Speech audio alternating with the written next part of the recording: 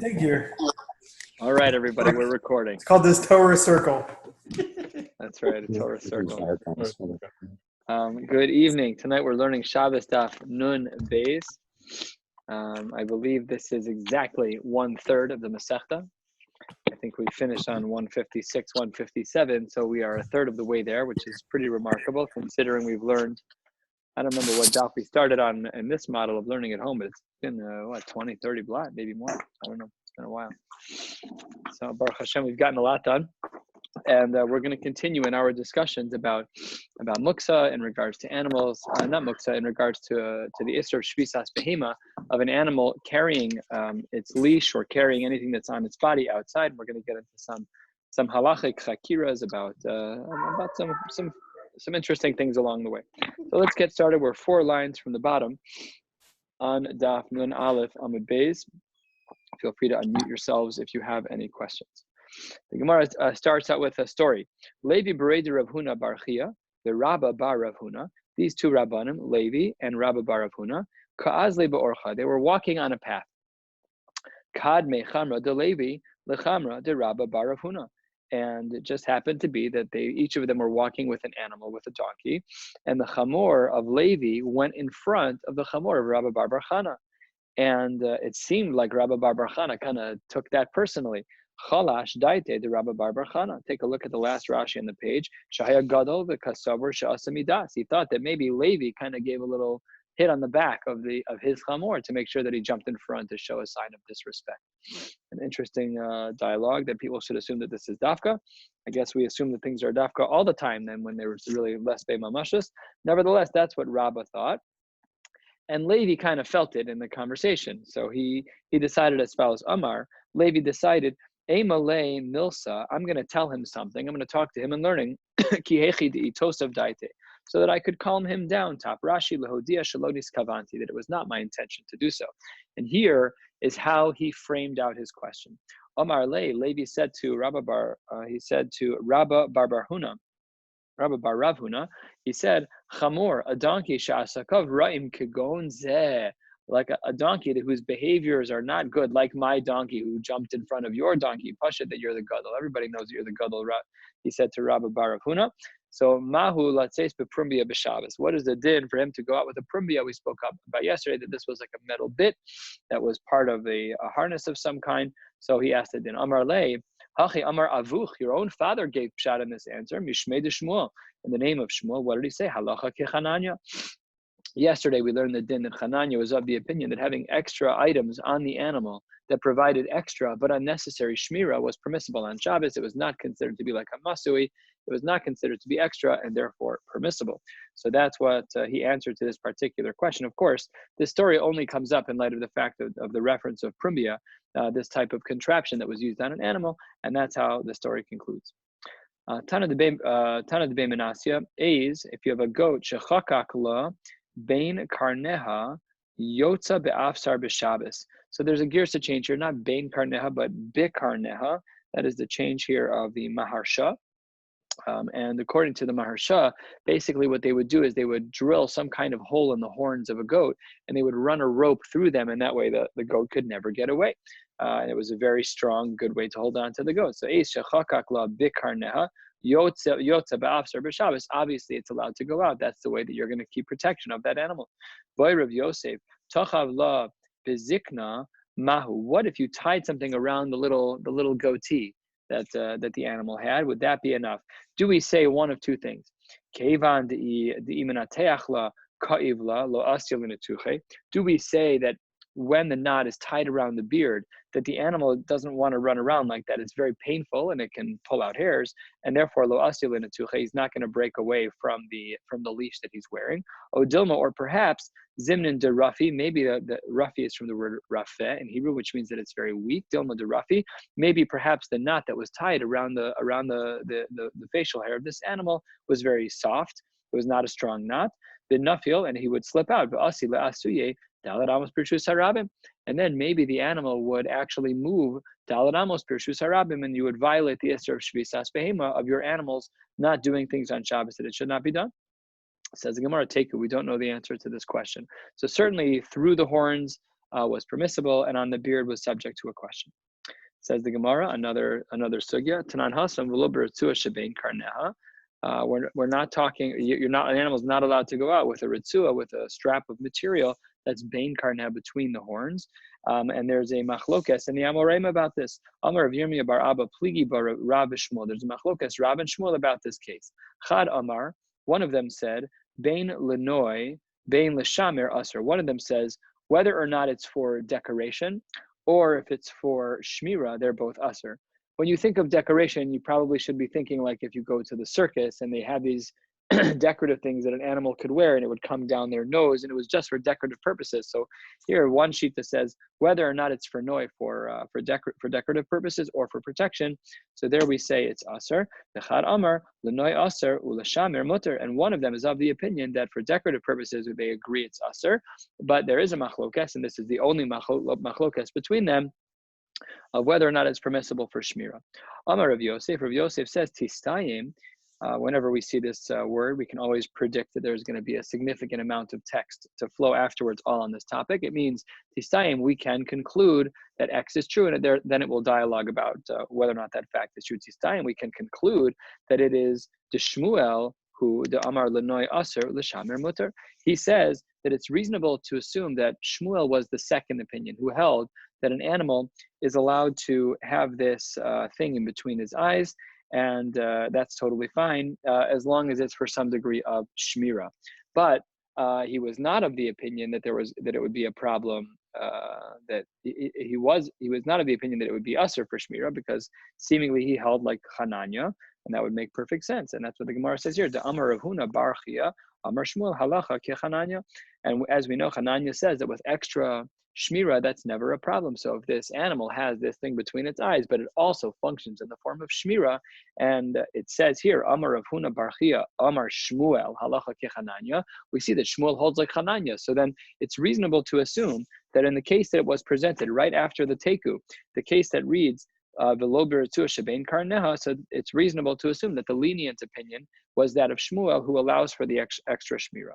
Says the Gemara, Amalei Abaye Adarabba, I have a Mari Makom that doesn't seem to agree with what you just said at all. Tistayim, rather we should conclude the Shmuel who the Amar bein lenoi bein l'shamer aser.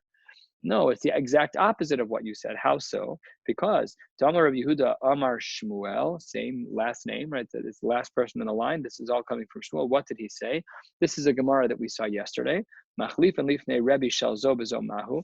In our Mishnah, we said that animals have their own specific forms of shmira, their own leashes, their own chains, whatever they are. So somebody asked Rebbe, what's the difference if you switch the leashes from animal to animal? Some animals need more shmira, some animals need less shmira. Some leashes are stronger, some leashes are weaker. So how would you paskin, Rebbe? Amar lefana, Rabbi Shmuel, Rabbi Yossi, Kach Amar Abba, Arba behemos yotzos be'afser. There are 4 animals that are allowed to go out with a leash. Hasus hapered ve'agamol ve'achamor.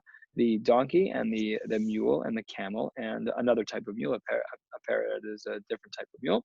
The Gemara says, Lav lemeute gamal b'chotem. We see here that a gamal b'chotem was excluded, which means that anything extra for shmira is not allowed, which means that since this whole case was presented by Shmuel, that Shmuel seems to hold that extra shmira is a problem. So now when we look back at the original 2 opinions that were presented here, one that says Noi is for sure muksa, to wear a garment, to wear these straps on the head of the animal that were for decorative purposes is usher, but maybe for shmira it's permissible. So we tried to say that the permissible shita was Shmuel. We can't say that anymore because we see Shmuel held that extra shmira was problematic because he excluded the case of gamal b'chotem.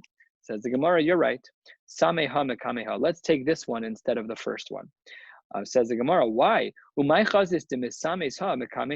are you taking the second opinion of Abaye over the original opinion that was presented by Rabbi Yosef? You should have reversed it. How do you know which one you should take? So here there's a girsa difficulty here. If you look at the Hagos V'Tionim, toward the end of the parentheses, we would probably add the following: My have Allah itmar, my have Allah. How do we pass in itmar? Rav Chia bar Ashi Amar Rav bein lenoi bein l'shamer aser. Rav Chia bar Avin Amar Shmuel lenoi aser l'shamer mutter. So here the Gemara concludes that when the Gemara, right after the take 10 lines down, when the Gemara presented the case of the lo birtzur shebein karneha, it was definitely Shmuel who was of the lenient opinion, who says that if it has any added benefit to Shmira, that is what is considered to be permissible. No extra problems with Shmira. Also, like we started with the Gemara, that he is of the opinion that he holds like Hananya. Derech Agav, the Gemara asks a question against Rav, and that is as follows: Meisive kishara be'aliyah b'mosera kshera. We know that a para aduma is not allowed to have any weights put on it. Asher lo Allah aleha ol, as we'll see in the pasuk shortly. So kashra be'aleha b'mosera kshera. Mosera, Rashi points out, is an afsar. It's the same thing that we've been talking about in our Mishnah, that it's some type of leash, and the Gemara says that it's kshera.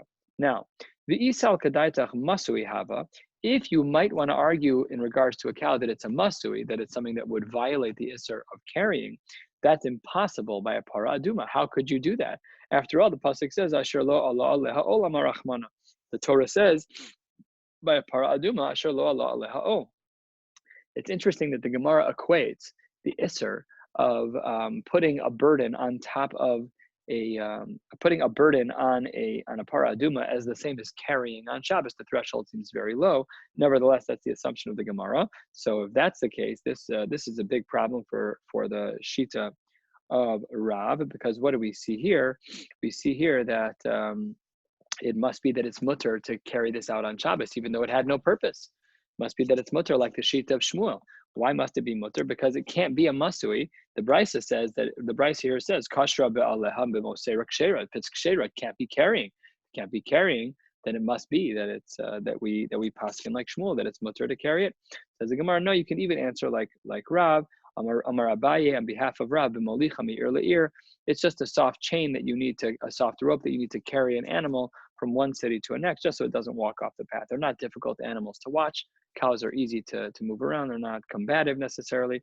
That's answer number one, is that of Abaye. Answer number two, Rava Amar shani para aduma, shani para to dameha yikara. No, we're allowed to have an extra rope here. Rabbi is saying another exception to the rule, because the para aduma is a very unique and expensive animal. And the third answer as to why it's considered kshera for a para aduma to have this on him, to have some type of rope on him, Ravina Amar b'moredas. This was more of a wild cow that was a little bit rambunctious, and this helped to stave off his negative behavior. So all of this explains that that we asked a question on Rab, that maybe his sheet is difficult to understand. We've supported it with a couple of different answers. The Gemara now continues into what we learned in the Mishnah yesterday about a horse, Hasus Bashir. We said that a horse is allowed to go out with the ropes that it's normally carried with. It's normally led with. But the Gemara picks up on something that we didn't really necessarily focus on in our Mishnah. Just keep a spot here by these two dots. If you look back in our Mishnah, you'll see the language of Yotze. That's the beginning part of the Mishnah. And on the fourth line, we see another language, V'nimshachin b'shir. They can be nimshach, they can be pulled after their leash. So we have to see what these two words mean. Says the Gemara, my yotzin and my nimshachin. Why does our Mishnah use two different languages of moving animals? Of yotzin, you can take them out, and nimshachin, that they can be pulled. Are they the same? Or is there a reason to make an inference that they're different? Amar Rav Huna, o yotzin kruchin, o nimshachin. You can go out. The animal can go out even if it's kruchin. Karuch means to be wrapped around. Even if the extra rope that is attached to the actual leash that's around the neck is wrapped around the neck as well. So that's, he says, yotzin, you're allowed to go out kruchin, even if it's wrapped around. Even though the animal is not being led with it, we would not consider that a violation of shvitzas behemto. That's permissible. O nimshachin, or you can pull the animal. Ushmuel Amar, I disagree with you. Shmuel says yotzin nimshachin, you can pull them out, no problem. Ve'en yotzin kruchin. However, if the animal's rope is wrapped around its neck, so then there's no purpose for it, and that would be problematic. So machlokas between Rav Huna and Shmuel. B'masnisa Tana, there's still yet a third opinion, which is found in the Tanaim, not in the Amoraim, which is B'masnisa Tana, yotzin kruchin limashech, that one is allowed to be yotzin kruchin limashech. What does limashech mean? Take a look at Rashi to our right. Kruchin limashech. Rashi says kruchin berevach. It is wrapped around the animal, but it's with enough space. Berevach, there's space. Sheyachol lahachnis yado bein hakrach letzavar. Oh yaniach me'at min hachevel. One of two options: either the way that the cord is wrapped around, the way that the leash is wrapped around the animal's neck is such that there's enough space for you to get your hand in between the leash and the animal. This is not uncommon for people who have dogs where they're harder to control. So instead of holding the leash, you hold them at the collar. It's a little bit more control. So if there's enough space, so that's what this shita means in the Gemara. B'masni satana yotzin kruchen limashech.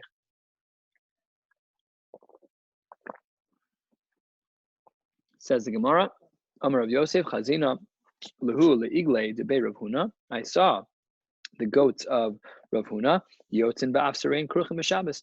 And I saw that Rav Yosef relied on this opinion where their leashes were wrapped around their neck, no problem at all. Kiyasa Rav Dimi told the following, Kiyasa Rav Dimi, Amar Rav Chanina, Mulaos shall base Rebbe Yotzos Ba'afsarein B'Shabbos. If you ever want to know where the word mules came from, it's from right here on Shabbos Nun Beis. The word mulaos is a reference to mules. There are a lot of words like that in the Hebrew language that play out. Just a fun one is the word maven. Someone who has excellent understanding in Hebrew, that's a mavin, someone who understands. There are a lot of words like that which were extrapolated from Lashon HaKodesh. This one seems to be extrapolated from the Gemara itself, mulaos. A mula is a mule. So in this case, Rav Dimi said to Rav Chanina, in the name of Rav Chanina, the mulaos shall base Rabbi of Rabbi Yehuda Hanasi, yotzos be'afsarein b'Shabbos. They went out with their leashes. And the Gemara wants to know a little bit more detail about the case of Rabbi, because we were just discussing what if the leash was wrapped around the animal's neck. Says the Gemara, was this wrapped around his neck and it was permissible that Rabbi allowed, and he said there's no isser of shvisas behema, of your animal doing malacha of carrying on Shabbos when the leash is wrapped around your neck? Or no, maybe it's just nimshachen. Maybe he only allowed if it was being pulled in a regular fashion. Says the Gemara, Tashma, Kiyasa Rav Shmuel bar Yehuda. I'm just going to caution you. We're going to have Rav Shmuel bar Yehuda and Rav Yehuda ben Shmuel. So we have to keep the name straight. This is Shita number 1. Rav Shmuel bar Yehuda Amar Rav Chanina, Mulaos shall base Rebbe Yotzos be'afsarein kruchin b'Shabbos. Shita number 1, Rav Shmuel bar Yehuda says that it is permissible for one to go out, for an animal to go out with its leash wrapped around its neck. The more lenient opinion, and seemingly that would be the opinion of Rebbe, these were his animals, that Rebbe's animals were allowed to go with the leash wrapped around the animal's neck, no problem. Amrua Rabbanan Kame de Rabasi. The rabbis said in front of Rabasi, that can't be right. That can't be right. Hadir of Shmuel bar Yehuda lo tzricha. I don't need the shita of Rav Shmuel bar Yehuda to teach me that kruchin, that Rebbe holds that the leash wrapped around the animal's neck is permissible. Why? Because midirav dimi nafka. I can learn it out from the original person's statement. That's interesting. The original person's statement didn't say kruchen. If you look back up at the original person's statement, it says ki asa rav dimi amar Rav Chanina mulo shel beis Rebbe yotzos be'afsarein b'Shabbos, that they can go out with a leash, but he doesn't reference kruchos or not kruchos. So what does the Gemara mean that midirav dimi nafka? Says the Gemara, it must be like this. The isal kadaita to Rav Dimi nimshachen ka'amar. If you want to say that when Rav Dimi said his line that did not speak about kruchen, he just said they can go out with their leashes. If you think that he meant nimshachen, the more strict version, and not the kruchen, so I don't need him to teach me that. I don't need Rav Dimi to teach me that case. That's obvious that a case of nimshachen is permissible. How do we know? We're going to see this Gemara yet again, but now watch the name shift, a different person. Because Midirav Yehuda Amar Shmuel Nafka. This I could learn out from a different Amora. Yehuda Amar Shmuel. The Amar of Yehuda Amar Shmuel. Machlif and Hayu Lifnei Rebbe Shel Zo Bezo Mahu. Remember the same question. This is the third time we've seen this in this parak, just in the last blot. In our Mishnah, they said to Rebbe, what if leash 1 is put on animal 2 and leash 2 is put on animal 1? What if we flip-flop the leashes? Amar Lefana Rebbe Shmuel Rebbe Yossi Kach Amar Abba. My father said, Rabbi Shmuel's answering this question. Arba behemos yotzos be'afsar. There are 4 animals that can go out with a leash. Sus ve'apered ve'agamel ve'chamor. Amar lehu Ravasi ve'apered ve'agamel ve'chamor. All of them can go out in an afsar. But if you look back in our Mishnah, not all of them are listed with an afsar. So we see that leash 1 can go on animal 2. We see that obviously it's permissible. And in our Mishnah, we're only talking about nimshach, and that's the language that's used here. So we already know from Rav Dimi that we already know from Rav Yehuda Amar Shmuel that nimshachen is allowed, and therefore, by virtue of the fact that Rav Dimi bothered to even pen his story, it must be that he was talking about kruchen. So that's how the Gemara develops this argument in order to say that we do not need the statement of the initial statement of Rav Shmuel Bar Yehuda to say that it was kruchen explicitly. We don't need it because I already had two other sources. Rav Yehuda Amar Shmuel taught me the obvious that nimshachen is allowed, that just carrying the leash and pulling the animal is fine. And Rav Dimi came along and taught me that no, even kruchen is going to be permissible. Says the Gemara, that's not right. We even need the statement of Rav Shmuel Bar Yehuda, the first one, which said explicitly kruchen. Amar lahu Rav Asi, itzrich lahu. We need the following shitas. The ime Rav Yehuda nafka. If from this argument of asking Rabbi and him saying that these four animals in the name of Rabbi Shmuel Bar Yossi, or 4 lines from the bottom of the page in Beis Aleph, the ime de Rav Yehuda nafka. Havamina Amar Lafana Velo Kibla Mine. Yes, it was said in front of Rabbi, but we have no idea what he responded. Maybe he didn't accept it. Kamash Malan, the Rabbi Dimi. Therefore, Rav Dimi's statement verified that, in fact, he was Mekabel. The Rav Dimi, and if you had the statement of Rav Dimi that was more innocuous, that was lacking the language of Kruchin, only a regular afsar, but we didn't know what he meant. Havamina Hanimi Linim Shachan about Kruchin. We might have inferred incorrectly from Rav Dimi that Kruchin is not allowed because he didn't say Kruchin. Kamash Malan, the Rav Shmuel Bar Yehuda. In other words, we needed all of the shitas. And in fact, there were 3 shitas. There was Rav Yehuda Amar Shmuel, there was Rav Shmuel Bar Yehuda, and there was Rav Dimi, and all of them were necessary to ensure that we understood with clarity the shita of Rabbi. And the shita of Rabbi is that an animal who has a leash that's wrapped around its neck is not considered carrying as it relates to Shvisas Behema, as it relates to our requirement of making sure that our animals rest on Shabbos. My nafkamina for us practically, the nafkamina is if you have a dog and you're in a place where there's no Eruv and it's Shabbos. So in those cases, let's say the animal likes to walk by itself, but in order that it doesn't trip on the leash, you wrap it around the animal in a safe way. So says the Gemara in the name of Rabbi, that would be perfectly permissible. There's no problem of Shvisas Behemto in that regard. 2 lines from the bottom on Daf and Beis and Aleph. In our Mishnah, we pointed out that for a nose ring that's in a particular animal that became Tameh, 2 lines from the bottom, Umazin Alein V'Tovlam B'Makoman, that one is allowed to do haza'ah. You can sprinkle on it to make the metal that is in or on the animal to make it tahor. V'Tovlam B'Makoman, and if an animal needs to go into the mikvah, the animal can go into the mikvah as is. Says the Gemara, L'meimra D'Bnei Kibulei Tuma Ninhu. You're trying to tell me that these nose rings are subject to be makabel tuma? That's not. We have a Mishnah that says explicitly not like that. What does the Mishnah say? Tabas Adam Tumeya. That pashut with the kalim that we as human beings have, our kalim have tuma. However, the tabas behema of a kalim ushar kol tabaos. If you have a ring of a behema or a ring of a kli, v'shar kol tabaos, turning to the top of the next page, tahoros. So why are you saying in our Mishnah that we're even talking about being matahir or something? These things are not makabel tuma from the beginning. So that's what Rashi on the top says. Dibra maskal tahoros.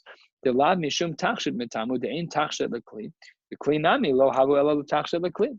So that's what the Gemara is bothered here by, is that what is going on in our Mishnah? How in our Mishnah can you say that there is a problem of Tuma Vitara when there's another Mishnah that says explicitly? Remember that Rabbi authored, or I should say Rabbi was Malakid. He collected the information for both of these Mishnayos. Rabbi knew what was going on.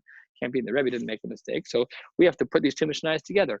On the one hand, our Mishnah says that there certainly seems to be Tuma because we're saying that you need to be Mazeh and you need to go to the mikvah if they become Tameh. And at the same time, there's another Mishnah that says explicitly that the earrings and the nose rings of an animal, they're all tahor. Okay, so the Gemara here is going to present the machlokas, top of the Beis and Aleph, Amar Rav Yitzchak, B'bayin minoi adam lenoi behema. The earring or the nose ring started as a garment, started as a jewelry that belonged to a human being.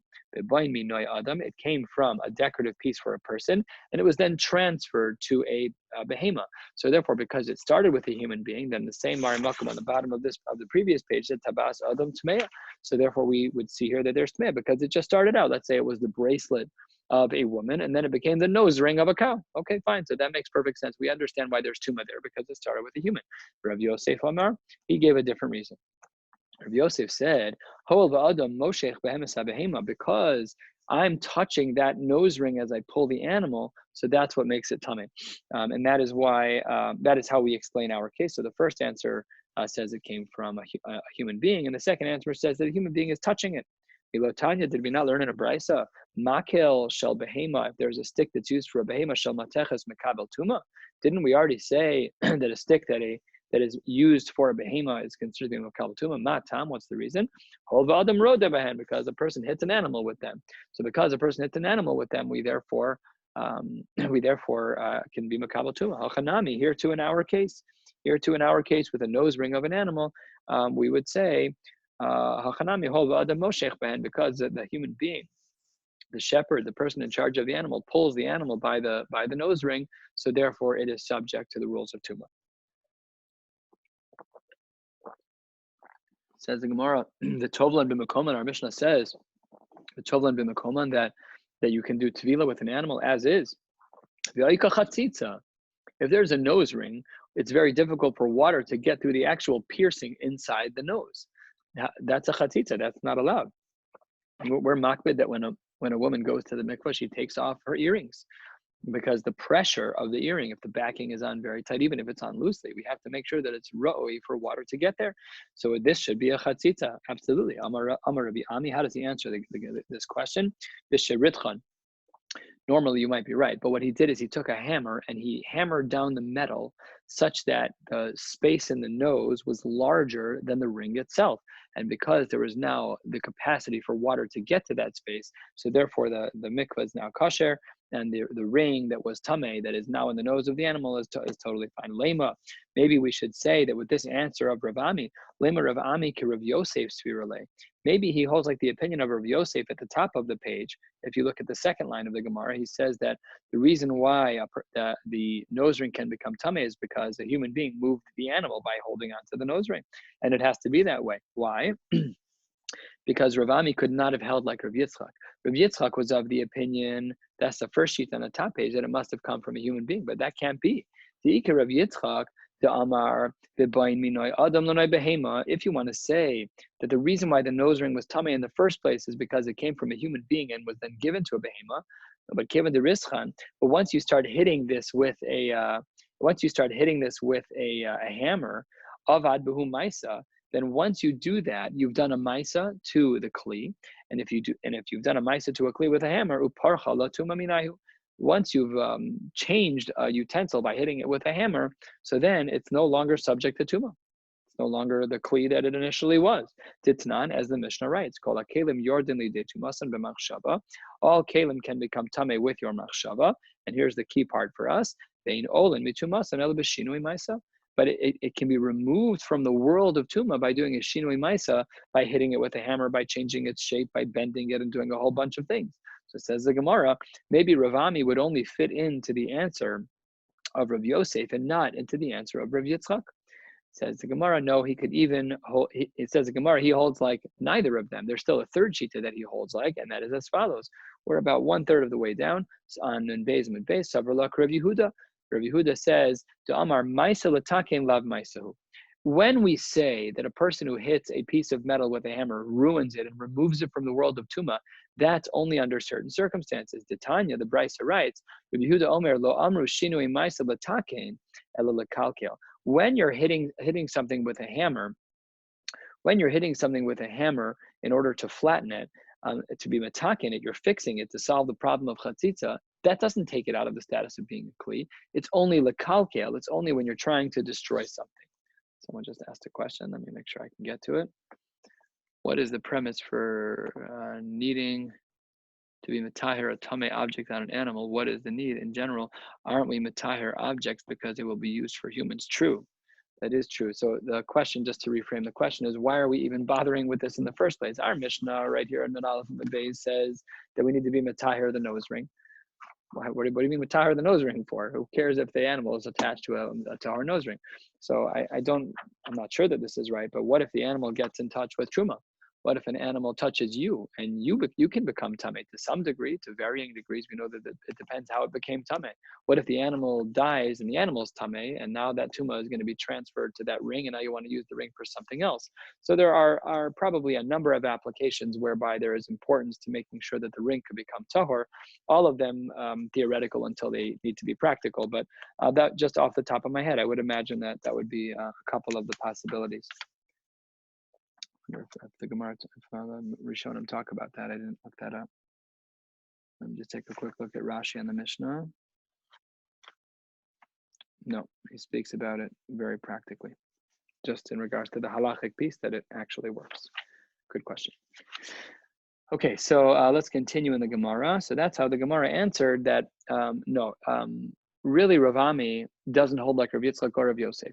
Really, what Rav Ami holds is like Rav Yehuda, that you're allowed to hit it with a hammer, and it doesn't remove it from the world of Tuma, because when you're hitting it with a hammer to fix it, to be l'takein, so that doesn't remove it from the world of Tuma. Only when you're destroying something, let's say you're taking a hammer, and your goal is to break this thing, whatever it is, then it exits the world of Tuma. And we started this Gemara by asking about chatzitza, that maybe this nose ring would be a chatzitza. Here we're going to see a second answer to the Gemara, all in 3 words. B'masnisa tani b'mechulalin. There is a source in the Tanaim that writes that it's mechulalin, that it was the type of nose ring that had a mechulalin, that had holes in it, and therefore it wasn't going to be a problem of chatzitza. The rest of the Gemara will flow fairly quickly, even though there is a bit of a banter, but it's fairly quick, and then we will be able to wrap up in the next few minutes. Shal Talmud Echad Migalil Ha'elyon Es Rabbi Eliezer. A student from the north asked a question to Rabbi Eliezer. Shamati she cholken bein taba'as letaba'as. I heard some type of distinction, Rabbi, between 2 types of rings, but I can't remember what the distinction was. Can you help me? Amar lo, shema lo shamata ela le'inyan Shabbos. Maybe you only heard that about Shabbos, because the le'inyan tuma daveda chadahi. Because in regards to tuma, all kinds of rings are the same. The Gemara quickly retorts, well, linyan tuma daveda achasi. Really, everything is the same. V'atanan tabas adam. We saw this already. The Mishnah writes on the bottom of Nun Aleph Amud Beis, Nun Beis Amud Aleph. The Mishnah writes, Tabas Adam Tmeya, but Tabas Behema V'Kelim Ashar Kol Tabos Tahoros. So why are you saying that all rings are the same? That's not true. We saw that an animal is different than a human. Answers the Gemara, Ki Ka'amar Le Ihu Nami Da Adam Ka'amar Le. No. What you're talking about with your 2 versions of the rings, and Rabbi Eliezer's response, Rabbi Eliezer was only referring to rings that belonged to a human being. You're right, though, that it would be different for an animal. Even if you want to say, Rabbi Eliezer, that both of the rings are talking about the same exact human being, I would still argue, Tabashi, a person who has a ring in order to make a belt. We have rings like that are sometimes with the belts that are made out of material. There's 2 metal loops, and you loop it through one and then over one and under the other to tighten it. So that, or lakasher ben kesefav, some type of like suspenders that use a ring in the back in order to hold a garment together. That's tahora. Below amru tmeya ela shel etzba bilvad. So we see that even within a human being, a ring that is used to hold your clothes together versus a ring that's on your hand, there we see a distinction between tuma v'tara. So Rabbi Eliezer, you cannot answer this student that everything's talking about a human being and that there's no distinction between the tabos of a human being, because there is a distinction between the 2. The one that's used for clothing is one, and the one that's used on the hand is another. So it says Rabbi Eliezer, Kika Amar Le, when he answered the student, Ihu Nami, the etzba kamal, he was only talking about rings that were actually worn on the hand. Really, all kinds of rings on your hand are the same. We have a Mishnah, Tabas shel Maseches. If you have a ring that's made of metal, V'chosama shel almog, and you have something attached to it, an identifier, a chosma is like a seal that is made out of almog. Machlokas of what this is made out of. Is it made out of clay? Is it made out of wood? Whatever it is, tmeyahi. That one's tameh. Shel almog v'chosma shel Maseches tahora. But if the ring was made out of almog and the chosama, the seal, was made out of metal, tahora. So we see that different kinds of rings have different kinds of results in halacha. So again, Rabbi Eliezer, how can you tell the student that we're only talking about rings on the hand? It's not true. So first he said it's not an animal, it's a human. It's not a human, it's not only a human, it's a human's rings. It's not only rings, it's rings of the hand. It's not only rings of the hands, but it's rings of the hands that are made a specific way. We're only talking about rings that were made out of pure metal. Last case of the night, which will bring us to the Mishnah, but Odshal Shamati, another question was asked of a similar vein, Shecholken ben Machat lemachat. I don't remember the distinction. Rabbi, please teach me what's the difference between 2 types of needles. Says the Gemara, Amarlo Shemalo Shamata Ela Inyan Shabbos. Maybe you only heard it in regards to Shabbos, either Inyan Tuma, Davida Achasi. Because really by Tuma, there are no distinctions between 2 different types of needles. Says the Gemara, really? Well, Inyan Tuma, Davida Achasi. All needles are the same as it relates to Tuma Vatnan. Machat Nitel Chora O Ukta Tahora. A needle where the chor, the eye of the needle was broken off, or its point was broken off, tahora. It's not a kli anymore. It's useless. It's just a shard of metal. There's no use for that. Says the Gemara, Kika Amar Le B'Shlema. You're right. I'm only talking about needles that are complete. Fine. Uveshlema daba da achasi. Still, even there, you can't say that the two types of needles are the same. V'atnan machat shehe'elasa chaluda. Any rust that begins to collect on a needle, if the rust is significant enough that it prevents you from sewing, so then then it's no longer a kli and it's tahora, being lav tmeya. But if you are still able to, I'll just say it, if it doesn't prevent you from sewing, then it's still a functional kli and therefore it's tmeya. On that same sugya, Rav Yanai adds, as long as it's identifiable still as a needle. So here we see there's a difference between a rusted needle, whether or not it's functional. If it's functional, then it's tmei. If it's not functional, then it's tahora.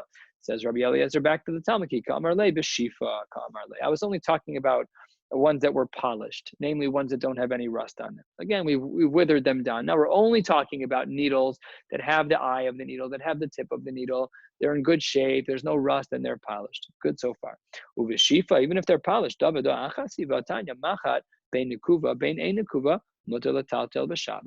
whether or not a needle has a hole in it, it is permissible to carry on Shabbos. We see that by tuma that there is a different halacha, which is exactly where we started. How can you say that the machat, all kinds of machats are the same? Says the Gemara, Hatir Gema Abaye Aliba de Rava Bigalne. We're talking about a needle that's not yet totally finished.